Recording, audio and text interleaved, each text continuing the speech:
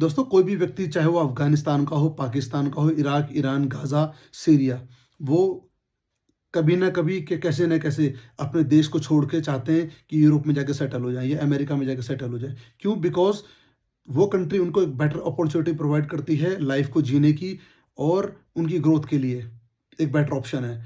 But at the end जब वो लोग वहाँ पे पहुँचते हैं और वहाँ पे उनको अपॉर्च्युनिटी मिलती है जीने की, उसके बाद दोस्तों वह कुछ समय बाद अपनी रेडिकल सोच में वापस आ जाते हैं।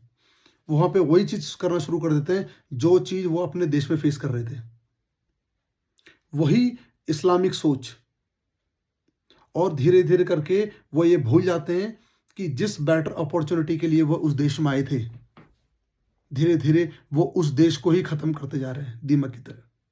और एक समय बाद जब वहाँ पे उस देश में जहाँ वो आए हैं, चाहे वो Spain, Italy, Germany, London, Paris कोई भी कंट्री हो, जब उस देश में भी इस्लामिस्ट विचारधारा पूरी तरह से फैल जाएगी, उसके बाद दोस्तों वो कहाँ जाएँगे? क्योंकि उसी विचारधारा के कारण तो वो छोड़ के यूरोप में आए थे बसने, ताकि उनको एक बेटर लाइफ़ मिल सके।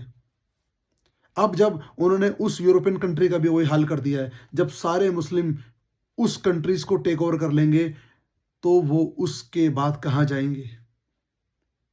वो रेडिकलाइज़ लोग उन्हें कौन लेना पसंद करेगा? क्योंकि कंट्री के कन्वर्जन के बाद, चाहे मैं किसी भी कंट्री की कन्वर्जन की बात करूँ, उस देश के कन्वर्जन के बाद उसकी हालत भी तो उन्हीं देश की तरह हो जाएगी जो जहाँ से वो छूट कर आए हैं, चाहे वो Iraq, Iran, Syria, Damascus, Gaza. और कौन बंदा कहता है, कौन-सा बिज़नेसमैन और कौन-सा आईटी प्रोफ़ेशनल या कौन-सा बड़ा डॉक्टर कहता है कि मैं ब गाज़ा में जाके अपना बंगला या अपनी जॉब को स्टार्ट करना चाहता हूँ। कोई भी बंदा, कोई भी व्यक्ति दोस्तों, कोई भी मिनिस्टर इवन नहीं चाहता है कि वो गाज़ा, सीरिया, दमस्कस, अफ़गानिस्तान जैसे इलाके में रहे।